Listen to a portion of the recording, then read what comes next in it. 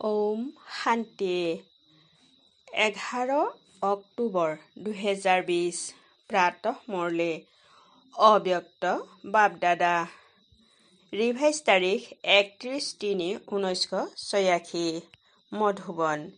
আজি শিক্ষক বাক্য সৰ্বশক্তি সম্পন্ন হোৱা তথা বৰদান প্ৰাপ্ত কৰাৰ বৰ্ষ। আজি সকলো খাজনাৰে মালিকে নিজৰ মাষ্টৰ সন্তানসকলক চাই আছে হওক। বালক তথা মালিক কিমানলৈকে হৈছে এয়া চাই আছে।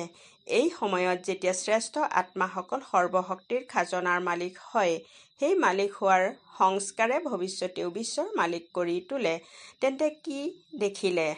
বালকটো সকলোৱে হয়, বাবা আৰু মই। এইটো নিষ্ঠা সকলো সন্তানৰে ভালকৈ হৈছে।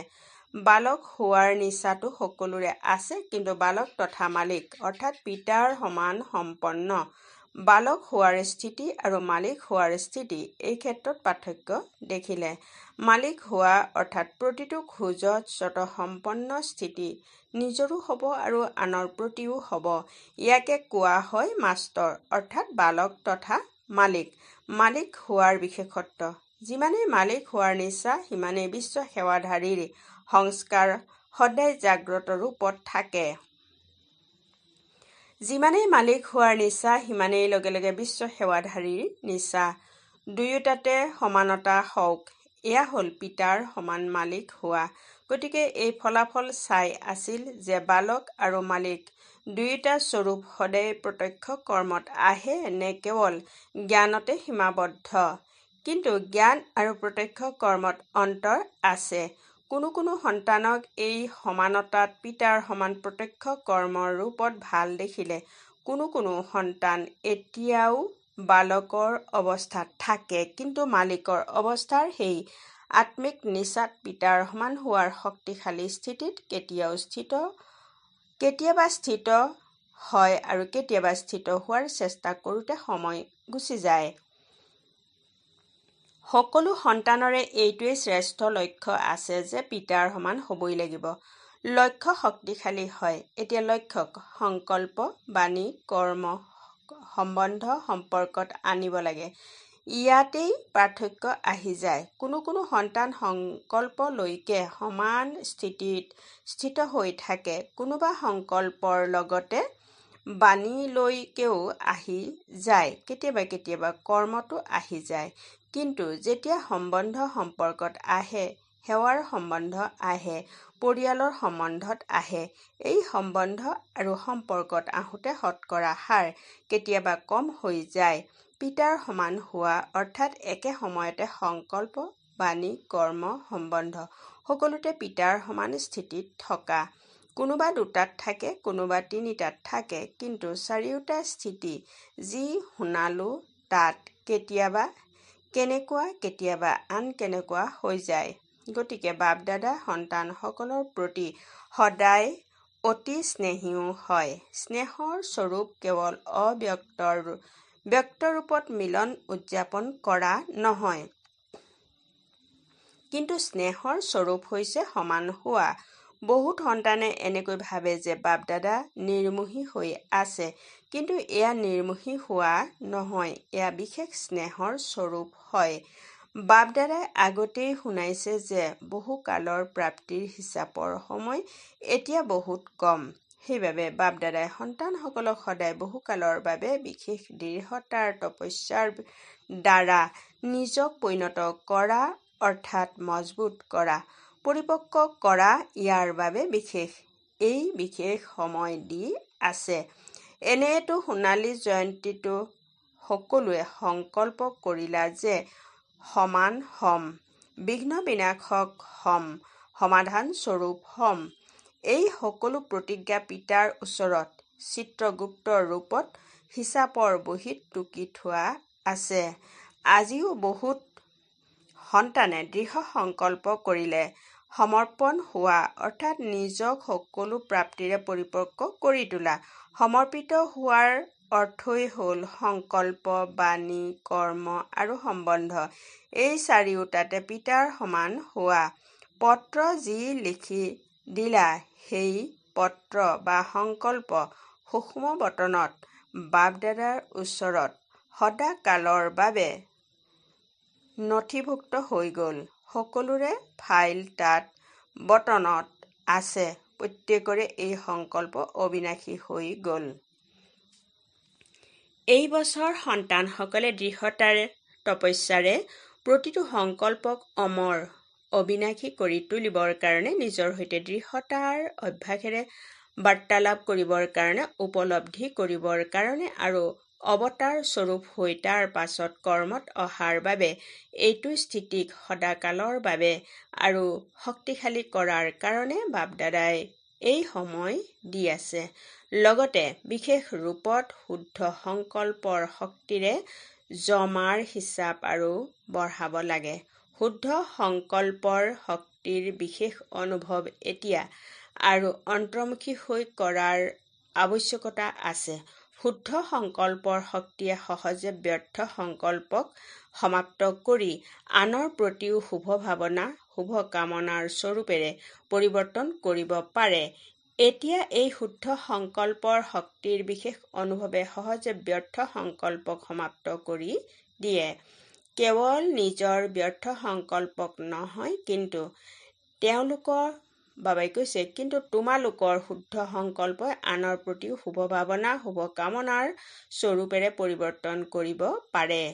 এতিয়া এই শুভ সংকল্পৰ শক্তিৰ পুঁজি নিজৰ প্ৰতিও জমা কৰাৰ বহুত আৱশ্যকতা আছে। মুৰলী শুনা, এইটো শ্ৰেষ্ঠা, বহুত ভাল। মুৰলী অৰ্থাৎ খাজনা। মুৰলীৰ প্ৰতিটো সাৰ কথাক শক্তিৰ ৰূপত জমা কৰা।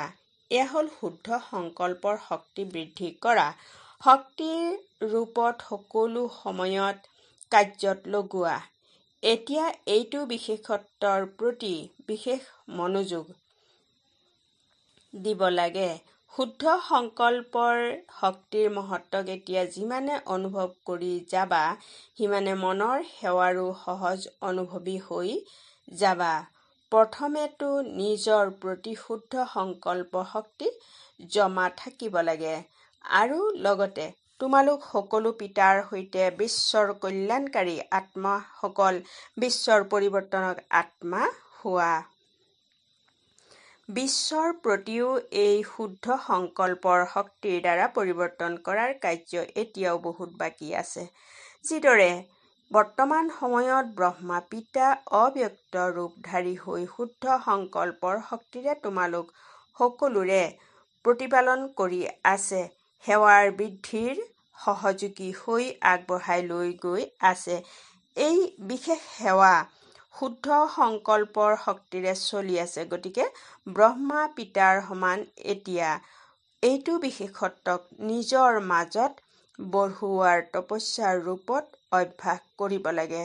তপস্যা অৰ্থাৎ দৃঢ়তা সম্পন্ন অভ্যাস। সাধাৰণজনক বাবাই কৈছে, সাধাৰণতাক তপস্যা বুলি কোৱা নহয়। গতিকে এতিয়া তপস্যাৰ কাৰণে সময় দি আছে। এতিয়াই কিয় দি আছে? কিয়নো এই সময় তোমালোকৰ বহু কালত জমা হৈ যাব। বাপ-দাদা সকলোকে বহুকালৰ প্ৰাপ্তি কৰোৱাৰ নিমিত্ত হয়। বাপ-দাদাই সকলো সন্তানক বহুকালৰ ৰাজ্য ভাগ্যৰ অধিবাসী কৰি তুলিব বিচাৰে।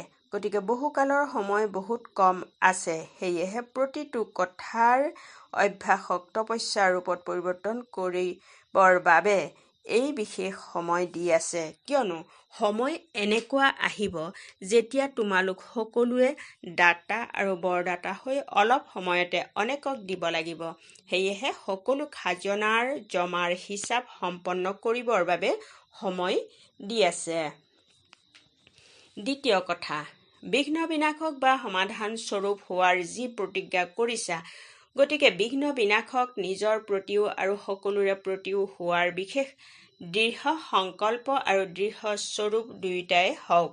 কেৱল সংকল্প নহয়, কিন্তু স্বৰূপো হওক। গতিকে এই বছৰ বাপ-দাদাই অতিৰিক্ত সুযোগ দি আছে। যিয়েই এই বিঘ্ন বছৰত ল'ব বাবাই কৈছে, যিয়ে এই বিঘ্ন বিনাশক হোৱাৰ ভাগ্য ল'ব খোজে তেওঁলোকে সেয়া এই বছৰত ল'ব পাৰে। এই বছৰটিৰ বিশেষ বৰদান আছে, কিন্তু বৰদান ল'বৰ বাবে বিশেষকৈ দুটা কথাত মনোযোগ দিব লাগিব। এটাটো সদায় পিতাৰ সমান দিওঁতা হ'ব লাগে, লোৱাৰ ভাৱনা ৰাখিব নালাগে। সন্মান দিয়ক, স্নেহ দিয়ক, তেতিয়া স্নেহী হ'ম, বা সন্মান দিয়ক তেতিয়া সন্মান দিম নহয়। দাতাৰ সন্তান হৈ মই দিব লাগে, লোৱাৰ ভাৱনা নাৰাখিবা। শ্ৰেষ্ঠ কৰ্ম কৰি আনফালৰ পৰা পাব লাগে, এইটো ভাৱনা নাৰাখিবা। শ্ৰেষ্ঠ কৰ্মফল শ্ৰেষ্ঠ হয়েই, এই জ্ঞান তোমালোকৰ আছে, কিন্তু কৰাৰ সময়ত এইটো সংকল্প নাৰাখিবা। এটাটো বৰদান লোৱাৰ পাত্ৰ হ'বৰ বাবে সদায় দাতা হৈ থাকিবা, আৰু দ্বিতীয়তে বিঘ্ন বিনাশক হ'ব লাগে। গতিকে সমাহিত কৰাৰ শক্তিৰ প্ৰতি সদায় বিশেষ ৰূপত মনোযোগ দিবা। নিজৰ প্ৰতিও সমাহিত কৰাৰ শক্তিৰ আৱশ্যক। সাগৰৰ সন্তান হয়। সাগৰৰ বিশেষত্বই হ'ল সমাহিত কৰা। যাৰ সমাহিত কৰাৰ শক্তি থাকিব, তেওঁৱেই শুভ ভাৱনা, কল্যাণৰ কামনা কৰিব পাৰিব। সেয়েহে দাতা হবা, সমাহিত কৰাৰ শক্তি স্বৰূপ সাগৰ হবা। এই দুটি বিশেষত্ব সদায় কৰ্মত আনিবা। অনেকবাৰ বহুত সন্তানে কয় যে ভাবিছিলোঁ যে এয়াই কৰিম, কিন্তু কৰোঁতে সলনি হৈ গ'ল। গতিকে এইটো বছৰত চাৰিওটা কথাত একে সময়তে সমানতাৰ বিশেষ অভ্যাস কৰিব লাগিব, বুজিলা? গতিকে এটা কথা, খাজনা জমা কৰাৰ আৰু দাতা হৈ দিয়াৰ সংস্কাৰ স্বাভাৱিক ৰূপত ধাৰণা হৈ যাওক, তাৰ বাবে সদায় সময় দি আছে। বিঘ্ন বিনাশক হোৱা আৰু কৰি তোলা। এই ক্ষেত্ৰত বাবাই কৈছে, এই ক্ষেত্ৰত সদা কালৰ বাবে নিজৰ নম্বৰ নিশ্চিত কৰা সুযোগ দি আছে। যিয়েই হওক, নিজে তপস্যা কৰা আৰু আনৰ বিঘ্ন সমাপ্ত কৰাত সহযোগী হোৱা। নিজে যিমানে সৰু হ'বলগীয়া নহওক, কিন্তু এই সৰু হোৱাটোৱেই সদা কালৰ বাবে দোলনাত দোলা হয়। যিদৰে শ্ৰীকৃষ্ণক কিমান মৰমেৰে দোলাই থাকে, সেইদৰে এতিয়া পিতাই তোমালোক সন্তানসকলক নিজৰ কোলাৰ দোলনাত দোলাব আৰু ভৱিষ্যতে ৰত্নখচিত দোলনাত দোলিবা, আৰু ভক্তিত পূজ্য হৈ দোলনাত দোলিবা। গতিকে সৰু হোৱা, মৰি যোৱা, এয়া সমানতা হয়। কিন্তু মই কিয় সৰু হ'ম, এওঁ সৰু হওক, এই ক্ষেত্ৰত নিজক কম বুলি নাভাবিবা। এই সৰু হোৱাটো মহানতা হয়। এই মৰাটো মৰা নহয়, অবিনাশী প্ৰাপ্তিৰে জয়ী হোৱা হয়। সেয়েহে সদায় বিঘ্ন বিনাশক হবা আৰু আনকো কৰি তুলিবা। এই ক্ষেত্ৰত প্ৰথম বিভাগত অহাত যিয়ে সুযোগ ল'ব খোজে তেওঁ ল'ব পাৰে। এই বিশেষ সুযোগ লোৱাৰ সময়ৰ মহত্ব বাপ-দাদাই শুনাই আছে। গতিকে সময়ৰ মহত্বক জানি তপস্যা কৰিবা। তৃতীয় কথা, সময় অনুসৰি যিমান বায়ুমণ্ডলত অশান্তি আৰু অস্থিৰতা বাঢ়ি গৈছে বা বাঢ়ি গৈ আছে, সেই অনুসৰি বুদ্ধিৰ লাইন বহুত স্পষ্ট হোৱা উচিত। কিয়নো সময় অনুসৰি প্ৰেৰণা পোৱা আৰু কাকো গ্ৰহণ কৰা। বাবাই কৈছে, সময় অনুসৰি প্ৰেৰণা পোৱা আৰু তাক গ্ৰহণ কৰা, এই দুটি শক্তিৰ আৱশ্যকতা আছে। এটাটো হৈছে বাপ-দাদাৰ নিৰ্দেশনাক বুদ্ধিৰে গ্ৰহণ কৰা। যদি লাইন স্পষ্ট নহয়, তেন্তে পিতাৰ নিৰ্দেশনাৰ লগত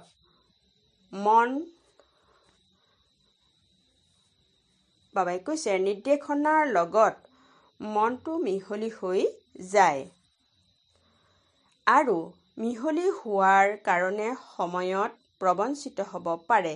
যিমান বুদ্ধি স্পষ্ট হ'ব, সিমান পিতাৰ নিৰ্দেশনাক স্পষ্ট গ্ৰহণ কৰিব পাৰিবা, আৰু যিমান বুদ্ধিৰ লাইন স্পষ্ট হ'ব, সিমানে নিজৰ উন্নতিৰ প্ৰতি, সেৱাৰ বৃদ্ধিৰ প্ৰতি আৰু সকলো আত্মাৰ দাতা হৈ দিয়াৰ শক্তি সহজে বাঢ়ি যাব আৰু প্ৰেৰিত হ'ব। এই সময়ত এই আত্মাটিৰ প্ৰতি সহজ সেৱাৰ সাধন বা স্ব-উন্নতিৰ সাধন এয়াই যথাৰ্থ হয়। গতিকে বৰ্তমান সময় অনুসৰি এই দুয়োটা শক্তিৰ বহুত আৱশ্যকতা আছে। ইয়াক বঢ়াবৰ বাবে এক নামী আৰু ইকনমি হবা, অৰ্থাৎ এজনৰ নাম লওঁতা আৰু মিতব্যয়ী হবা। এজন পিতা দ্বিতীয় কোনো নাই। আনৰ প্ৰতি আসক্তি সেয়া বেলেগ বস্তু। আসক্তিটো অশুদ্ধ হৈয়েই, কিন্তু আনৰ স্বভাৱৰ প্ৰভাৱে নিজৰ অৱস্থা অস্থিৰ কৰি দিয়ে। আনৰ সংস্কাৰে বুদ্ধিক সংঘৰ্ষত লৈ আনে। সেই সময়ত বুদ্ধিত পিতা থাকে নে সংস্কাৰ থাকে? আসক্তিৰ ৰূপত বুদ্ধিক প্ৰভাৱিত কৰক, সংঘৰ্ষৰ ৰূপত বুদ্ধিক প্ৰভাৱিত কৰক, কিন্তু বুদ্ধিৰ লাইন সদায় স্পষ্ট হওক। এজন পিতা আৰু দ্বিতীয় কোনো নাই। ইয়াক কোৱা হয় এক নামী আৰু ইকনমি, অৰ্থাৎ মিতব্যয়ী কি হয়? কেৱল স্থূল ধনৰ ৰাহি কৰাক ইকনমি বুলি নকয়, সেয়াও প্ৰয়োজন, কিন্তু সময়ো ধন হয়, সংকল্পও ধন হয়, শক্তিবোৰো ধন হয়। এই সকলোৰে ইকনমি। ব্যৰ্থত নষ্ট নকৰিবা। ইকনমি কৰা অৰ্থাৎ জমাৰ হিচাপ বঢ়োৱা। একনামী আৰু ইকনমি সংস্কাৰধাৰীসকলে এই দুয়োটা শক্তিৰে অনুভৱ কৰিব পাৰিব, আৰু এই অনুভৱ বিনাশৰ সময়ত কৰিব নোৱাৰে। ইয়াৰ অভ্যাস এতিয়াৰ পৰাই লাগে। তেতিয়া সময়ত এই অভ্যাসৰ কাৰণে অন্তত শ্ৰেষ্ঠ মত আৰু গতি পাব পাৰিবা। তোমালোকে ভাবা যে এতিয়া বিনাশৰ সময় অলপতো বাকী আছে, লাগিলে 10 বছৰেই হওক, কিন্তু 10 বছৰৰ পাছত এই পুৰুষাৰ্থ কৰিব নোৱাৰিবা। যিমানেই পৰিশ্ৰম নকৰা কৰিব নোৱাৰিবা, দুৰ্বল হৈ যাবা, আকৌ অন্তত যুদ্ধতেই যাব। বাবাই কৈছে, সফলতাত নহয়, ত্ৰেতাযুগীতো হ'ব নালাগে নহয় জানো? পৰিশ্ৰম অৰ্থাৎ ধনুকাৰ সদায় স্নেহত থকা, আনন্দত থকা, অৰ্থাৎ মুৰলীধৰ হোৱা, সূৰ্যবংশী হোৱা, মুৰলীয়ে নচুৱাই আৰু ধনুকাৰে লক্ষ্য ভেদ কৰাৰ কাৰণে পৰিশ্ৰম কৰোৱাই। ধনুৰ্ধৰ নহয়, মুৰলীধৰ হ'ব লাগে। গতিকে পাছলৈ কোনেও আপত্তি যাতে নকৰা যে পুনৰ অলপ অতিৰিক্ত সময় দি দিয়ক, সুযোগ দিয়ক বা কৃপা কৰক। এনেকুৱা নচলিব। সেয়েহে আগতেই শুনাই আছো, আগতেই আহিছে বা পাছত আহিছে, কিন্তু সময় অনুসৰিতো সকলোৰে অন্তিম অৱস্থাত উপনীত হোৱাৰ সময় হয়। গতিকে এনেকুৱা দ্ৰুত গতিৰে যাব লাগিব, বুজিলা? ভাল বাৰু। চাৰিওফালৰ সকলো স্নেহী সন্তানসকলক, সদায় অন্তৰ আসনধাৰী সন্তানসকলক, সদায় সন্তুষ্টিৰ ৰেঙনি দেখুওৱা সন্তানসকলক, সদায় প্ৰসন্নতাৰ ব্যক্তিত্বত থকা সন্তানসকলক, সদায় বেহদৰ বিশাল হৃদয়, বেহদৰ বিশাল বুদ্ধি ধাৰণ কৰোঁতা বিশাল আত্মাসকলক বাপ-দাদাৰ স্নেহ সম্পন্ন স্মৰণ আৰু নমস্কাৰ। আজিৰ বৰদান: 5 বিকাৰ-ৰূপী শত্ৰুক পৰিৱৰ্তন কৰি সহযোগী কৰি তোলোতা মায়াজিত জগতজিত হোৱা। বহলাই এনেদৰে কোৱা হৈছে, বিজয়ীয়ে শত্ৰুৰ ৰূপ নিশ্চয় পৰিৱৰ্তন কৰে। গতিকে তোমালোকে বিকাৰ-ৰূপী শত্ৰুক পৰিৱৰ্তন কৰি সহযোগী স্বৰূপ কৰি তোলা, যাৰ বাবে বিকাৰ-ৰূপী শত্ৰুৱে সদায় তোমালোকক চালাম কৰি থাকিব। কাম বিকাৰক শুভকামনাৰ ৰূপত, ক্ৰোধক আত্মিক নিচাৰ ৰূপত, লোভক অনাসক্ত বৃত্তিৰ ৰূপত, মোহক স্নেহৰ ৰূপত আৰু দেহ অভিমানক স্বাভিমানৰ ৰূপত পৰিৱৰ্তন কৰি দিয়া। তেতিয়া মায়াজিত জগতজিত হৈ যাবা। শ্লোগান: বিশুদ্ধ সোণত মোৰ ভাৱেই খাদ হয়, যিয়ে মূল্য কম কৰি দিয়ে, সেয়েহে মোৰ ভাৱক সমাপ্ত কৰা। ঔম শান্তি।